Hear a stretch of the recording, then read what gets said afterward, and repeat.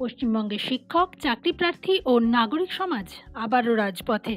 28 জুলাই রবিবার নবান্ন অভিযান কর্মসূচিতে রাস্তায় নামছে পশ্চিমবঙ্গ বঞ্চিত চাকরিপ্রার্থী, চাকরিজীবী ও চাকরিহারা ঐক্যমঞ্চ।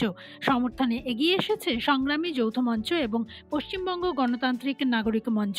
দাবি 6 লক্ষ শূন্য পদে নিয়োগ, 1.5 লক্ষ শিক্ষাপদ পূরণ, 2016 সালের যোগ্যদের পুনর্বহাল, দুর্নীতির শিকারদের চাকরি, কর্মচারীদের ডিএ প্রদান আর নারী নির্যাতনের ঘটনায় ন্যায় বিচার। আহ্বায়ক আশিস খামরাই বলেন, মুখ্যমন্ত্রী যদি সমস্যার সমাধানে এগিয়ে না আসেন এই লড়াই আরও তীব্র হবে। শুভজিৎ ভৌমিক বলেন, রাষ্ট্র যখন ন্যায় দিতে ব্যর্থ তখন মানুষকে লড়তেই হয়। শুভজিৎ দত্তগুপ্ত বলেন, এই আন্দোলন মানুষের পক্ষে, একমাত্র তাদের ভবিষ্যৎ বাঁচানোর জন্য। News bureau, the conveyor.